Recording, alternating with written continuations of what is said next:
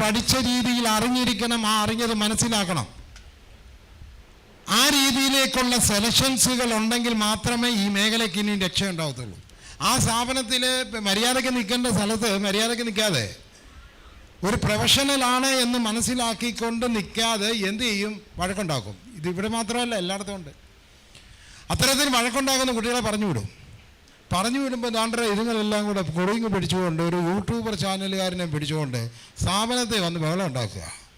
വല്ല കാര്യമുണ്ടോ? അപ്പോൾ എന്താണ് നമുക്ക് ചെയ്യേണ്ടത്? നമുക്ക് ആദ്യമേ ഈ പഠന നിലവാരം വർദ്ധിപ്പിക്കണം. മുമ്പേ പറഞ്ഞതുപോലെ ഇനി ഞാൻ ഇവിടെ വന്ന് കണ്ടപ്പോൾ ചിറ്റേൻ സാറിൻ്റെ കൂടെ ഞാനും കയറി ലാബിൽ. നിങ്ങൾക്ക് പഠന നിലവാരം വർദ്ധിപ്പിക്കുന്ന തരത്തിലുള്ള കൃത്യമായിട്ടുള്ള ലാബാണ് ഇവിടെ ചെയ്തിരിക്കുന്നത്. അഭിമാനത്തോടുകൂടി പറയാം, ഞങ്ങളുടെ അസോസിയേഷനിൽ പെടുന്ന പല സെൻ്ററുകളും ഈ തരത്തിലുള്ള ലാബ് സൗകര്യത്തോട് കൂടിയിട്ടല്ല കൊടുക്കുന്നത്, സത്യമാണ്. പക്ഷെ നിങ്ങളുടെ അക്കാഡമി കൃത്യമായ ഒരു അടിസ്ഥാന സൗകര്യത്തോട് കൂടിയിട്ട് നിങ്ങളെ പഠിപ്പിക്കാൻ തയ്യാറാവുന്നു. സാങ്കേതിക വിദ്യ ഉപയോഗിച്ചുകൊണ്ട് നിങ്ങളെ പഠിപ്പിക്കാൻ തയ്യാറാവുന്നു. ആ തയ്യാറെടുപ്പിനെ തീർച്ചയായിട്ടും ഈ സംഘടനയുടെ പേരിൽ അനുമോദിക്കുകയാണ്. ആ തൻ്റെ ഇടത്ത് കുട്ടികളുടെ ഭാവി മുന്നിൽ നിർത്തിക്കൊണ്ട് കുട്ടികളുടെ ജീവിതം കറക്റ്റായിട്ട് മുന്നോട്ട് പോകണം.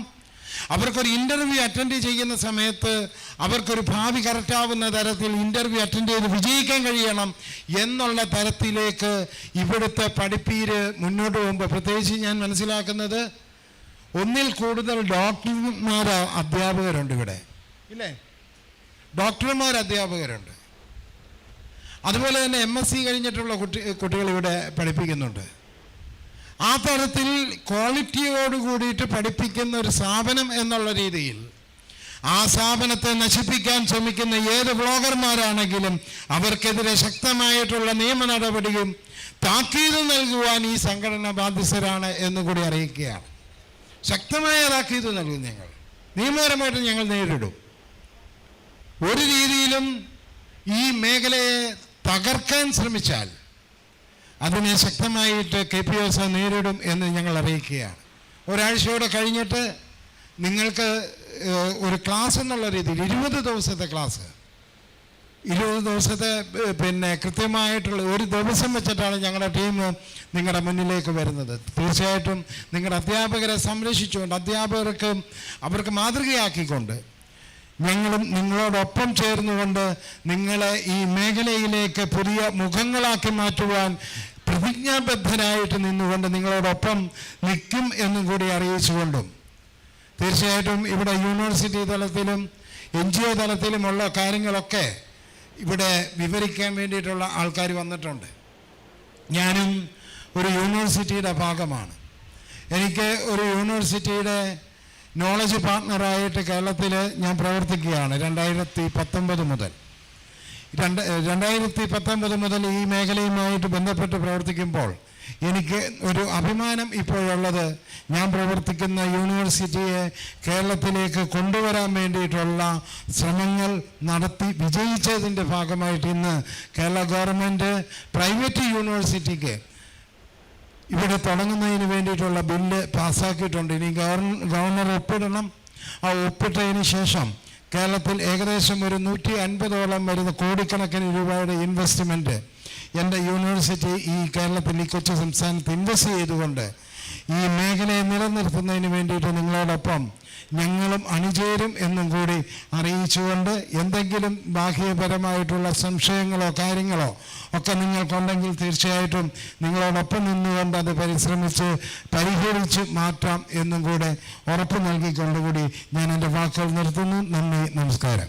Kerala paramedical institute owners and staff അസോസിയേഷൻ്റെ സംസ്ഥാന ജനറൽ സെക്രട്ടറി എന്നുള്ള രീതിയിൽ ഈ ഞങ്ങളുടെ സംഘടനയുടെ മെമ്പർഷിപ്പ് ഈ സ്ഥാപനത്തിന് കൊടുത്തുകൊണ്ട് ബഹുമാനപ്പെട്ട ചിറ്റയം ഗോപകുമാർ സാർ നിങ്ങളുടെ പ്രിയപ്പെട്ട ചെയർമാനെ കൊടുത്തുകൊണ്ട് അദ്ദേഹത്തിനെ യാത്രയാക്കുകയാണ്.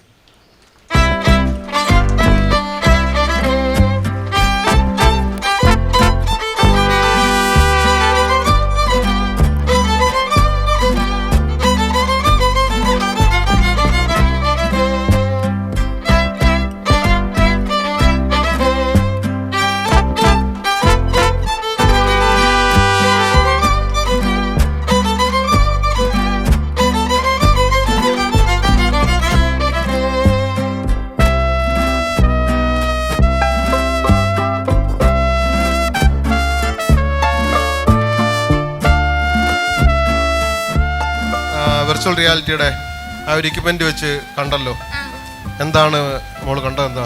ഞാനൊരു ലാബ് കണ്ട്, ഞാൻ അനാട്ടമി ഫിസിയോളജി എന്ത് പഠിച്ചാൽ അത് മൊത്തം ഇവിടെ കണ്ട്, ഡൈജസ്റ്റീവ് കണ്ട്, നെർവസ് സിസ്റ്റം കണ്ട്. ഞാൻ അതിലെടുത്ത് ഡൈജസ്റ്റീവ് സിസ്റ്റം ആണ്. അതിൽ ഓരോ പാർട്ട് ഞാൻ കണ്ട്. ഇതുപോലത്തെ ഇങ്ങനെ ഒരു സ്ഥാപനത്തിൽ ഞാൻ ആദ്യമായിട്ട് കാണുന്നതാ. എനിക്ക് സാറിനോട് നന്ദി പറയണം, ഇത് എനിക്ക് കാണിച്ചു തന്നതിന്. സാറേ നന്ദി. ഈ പഠിക്കാൻ എങ്ങനെയുണ്ട് സൗമ്യ? ഈ രീതിയിൽ പഠിക്കാനാണെങ്കിൽ എങ്ങനെയാ? ക്യാച്ച് ചെയ്യാൻ പറ്റും. നിങ്ങൾക്ക് ഉറക്കം തൂങ്ങണ്ട, ഇത് നോക്കിയാൽ തന്നെ പഠിക്കാൻ പറ്റും പെട്ടെന്ന്. നിങ്ങളെല്ലാത്തിനും പിള്ളേരെ പഠിക്കുന്ന കുട്ടികൾ പറയുന്നതിൻ്റെ അത്രയും പറയാൻ എനിക്ക് പറ്റിയെന്ന് വരത്തില്ല. എങ്കിലും ഞാൻ കണ്ടത് ഒരു 4 വരുന്നില്ലേ, 4 പാർട്സ്, ശരീരത്തിൻ്റെ 4 പാർട്സാണ് ഞാൻ കണ്ടത്. ഒന്ന് നെർവസ്, ഒന്ന് പിന്നെ ഡൈജസ്റ്റ്, ഒന്ന് ഹാർട്ട്, റെസ്പിറേറ്റീവ് സിസ്റ്റം. ഇതെല്ലാം നമുക്ക് കാണുമ്പോൾ നമ്മൾ ശരിക്കും ഒരു മനുഷ്യ ശരീരത്തിൽ കാണുന്നതിനെക്കാട്ടിയും കുറച്ചും കൂടെ എഫക്റ്റീവായിട്ട് കാണാൻ പറ്റും. നമ്മളൊരു വലിയൊരു ലാബ്, ചെറിയ ലാബൊന്നും അല്ല, ഇവിടെ ആണെന്ന് നമുക്ക് തോന്നില്ല. വലിയൊരു ലാബിൻ്റെ അകത്ത് കയറി ഇതെല്ലാം ഡയറക്റ്റ് കണ്ട പോലെ തോന്നി.